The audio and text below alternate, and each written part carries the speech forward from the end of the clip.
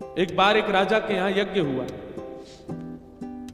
राजा ने विष्णु यज्ञ कराया अपने स्थान पर। तो कुंड बनवा दिए, यज्ञ मंडप बनवा दिया, ब्राह्मणों की उत्तम व्यवस्था करवा दी। राजा ने कहा हम पहले दिन संकल्प लेने आएंगे, उसके बाद हम बहुत व्यस्त हैं, हम तो नहीं आ पाएंगे, आप हमारे नाम से रोज यज्ञ कर दिया करना। बहुत सावधानी से सुनो, और हम सत्य बता रहे हैं। अगर कोई अगल बगल वाला श्रोता सो जाए और आप उसको सोने की अनुमति दे रहे हो तो आपका पुण्य भी घटेगा कथा का। कोनी मार के हिला के उठा दिया करो उसको, तभी आपका भाव श्रेष्ठ सुदृढ़ बना रहेगा। तो एक राजा के यहां पर यज्ञ हुआ। ब्राह्मणों से कह दिया कि हम तो केवल एक ही दिन आ पाएंगे, रोज आना हमारे लिए असंभव है। ब्राह्मण बोले कोई बात नहीं, आप संकल्प करके चले जाओ। और संकल्प करके राजा वहां से प्रस्थान कर गया। अब ब्राह्मण रोज राजा के नाम से संकल्प करके हवन यज्ञ करते थे। हवन में रोज खीर बन करके यज्ञ नारायण भगवान का भोग आता था, वो भोग के ग्रास दिए जाते थे। अब ब्राह्मणों के साथ में छोटे छोटे बालक ब्राह्मण भी थे। एक दिन खीर देख के एक बालक ब्राह्मण का मन किया, बोले रोज यज्ञ नारायण को पधरानी पड़ती है, आज हम ही खा जाएं इसको। कौन देख रहा है, राजा आता तो है नहीं यहां पे। छोटे बालकों ने उस खीर को पा लिया। अब जैसे ही वो खीर पाई महाराज, तो जितने बड़े बड़े ब्राह्मण अन्य थे सब लोग नाराज हो गए, तुमने यज्ञ नारायण के लिए आई खीर खा ली। बोले अब क्या करें, अब तो गलती हो गई। तो बड़े बड़े भी बोले एक काम करो, अब झूठी तो हो ही गई है, लाओ हमको भी दे दो। वो यज्ञ नारायण की सारी खीर सारे ब्राह्मण खा गए। आज यज्ञ नारायण में खीर भोग बदराया ही नहीं। अगले दिन जैसे भी यज्ञ के लिए बैठे, ब्राह्मण थोड़े डर तो रहते, राजा को पता नहीं चल जाए कि हमने ऐसा किया है, नहीं तो सबके सर धर से अलग हो जाएंगे। परंतु दूसरे दिन ही घोषणा हुई, बोले सावधान हो जाएं सब ब्राह्मण देवता, आज यज्ञ में राजा आ रहे हैं। तो सब ब्राह्मण डर गए, बोले उसको किसी ने बता दिया लगता है कि खीर हमने पाली। बहुत ध्यानपूर्वक सुनिएगा। तो महाराज राजा को पता चल गया कि ब्राह्मणों को लगा कि कहीं राजा को पता तो नहीं चल गया कि खीर हम लोगों ने पाली है। और घोषणा हुई, बोले सब ब्राह्मण सावधान हो जाएं, आज यज्ञ में राजा आ रहे हैं, आहुति डालने। ब्राह्मण तो बेचारे सबरे घबरा गए। अब घबराहट के मारे मुखमंडल पर वो घबराहट दिखने लगी सबके। राजा आए, आकर के सब ब्राह्मणों को प्रणाम करके बोले आप लोग यज्ञ निश्चित ही बड़े आनंद से कर रहे हैं रोज, हम व्यस्तता के कारण रोज तो नहीं आ पा रहे हैं, परंतु हम आप सब लोगों से जानना चाहते हैं कल के यज्ञ में कुछ तो अलग हुआ था। ब्राह्मण बोले अब मरेगा।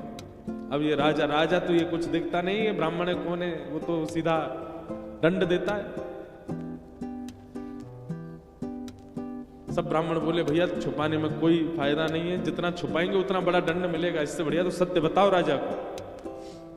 सब ब्राह्मण बोले देखो राजन, गलती मानवों से हो ही जाती है। राजा बोले क्या गलती होगी, हमें बताइए ना।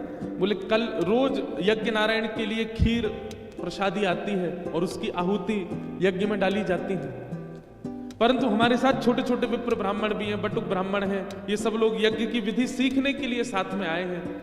कल इन लोगों से थोड़ा अपराध बन गया, वो यज्ञ नारायण के लिए जो प्रसादी खीर आई उसमें से इन लोगों ने थोड़ा ग्रास पा लिया। अब फिर हमको लगा कि जब झूठा हो ही गया, यज्ञ नारायण को पधराना ही नहीं है, सब लोग पाल। हम सब ने कल यज्ञ नारायण की खीर प्रसादी हम लोगों ने नहीं पाली, कल ये अपराध हमसे बन गया। राजा ने कहा इसी वक्त यज्ञ विश्राम कर दीजिए, पूर्णाहुति कर दो अभी। ब्राह्मण बोले ऐसा मत करो, नहीं नहीं हम बहुत अच्छे से करेंगे, हम एक यज्ञ अपनी तरफ से कर देंगे, आपका कोई खर्चा नहीं होगा, आप नाराज मत हो। बोले हम बिल्कुल नाराज नहीं है, पर हम कह रहे हैं अभी इसी वक्त यज्ञ विश्राम कर दो। अरे अभी तो राजन 5 दिन का यज्ञ बचा। बोले नहीं 5 दिन आप रहो यहीं पे, 5 दिन यज्ञ नहीं होगा, 5 दिन केवल आप लोग प्रसाद पाओ, प्रसाद वाला यज्ञ ही करो। सुबह उठ के नाश्ता पाओ, दोपहर में भोजन पाओ, रात्रि में प्रसाद पाके सो जाओ। कोई यज्ञ नहीं, केवल प्रसाद पानी रुकिए हमारे राजमहल। ब्राह्मण बोले आप नाराज हो गए हमसे? बोले बिल्कुल नाराज नहीं है, हम अपनी बात बता रहे हैं। कल रात्रि में मैं और मेरी गृहिणी, हम दोनों जब शयन करने के लिए अपने कक्ष में गए, दोनों के स्वप्न में एक साथ लक्ष्मी नारायण भगवान प्रकट हुए, और सामान्य प्रकट नहीं हुए, नृत्य करते हुए अत्यंत प्रसन्न मुद्रा में प्रकट हुए।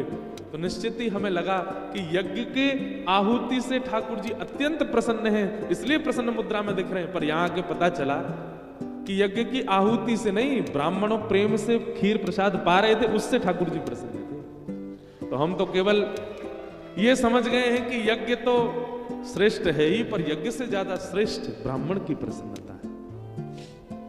आज लोग इस बात को नहीं जान पा रहे हैं। इतने विवाह हो रहे हैं, रुक ही नहीं पा रहे, टिक ही नहीं पा रहे, निभा ही नहीं पा रहे, टूट जा रहे हैं। रेशियो बढ़ता ही जा रहा है हर वर्ष। क्यों? क्योंकि विप्र की प्रसन्नता को कोई ध्यान में नहीं रखता, आचार्य की प्रसन्नता को कोई ध्यान में नहीं रखता, गुरु की प्रसन्नता, इसको कोई ध्यान नहीं रखता। आप कितनी भी श्रेष्ठ कथाएं करा लीजिए, कितनी भी भव्य दिव्य कथाएं करा लीजिए, पर क्षमा कीजिए, हम वैसे तो छोटे बालक ही हैं, कोई बड़ी बात नहीं कर रहे हैं, पर जितनी देर मंच पर बैठे उतनी देर तो व्यास है। 3 घंटा ही व्यास मान लो बस हमको, उसके बाद कुछ भी मानो। अगर आचार्य प्रसन्न नहीं है, वक्ता प्रसन्न नहीं है, वैष्णव प्रसन्न नहीं है, ऐसे ज्ञान यज्ञ का कोई लाभ नहीं होगा, चाहे कितनी व्यवस्थाएं कर ली।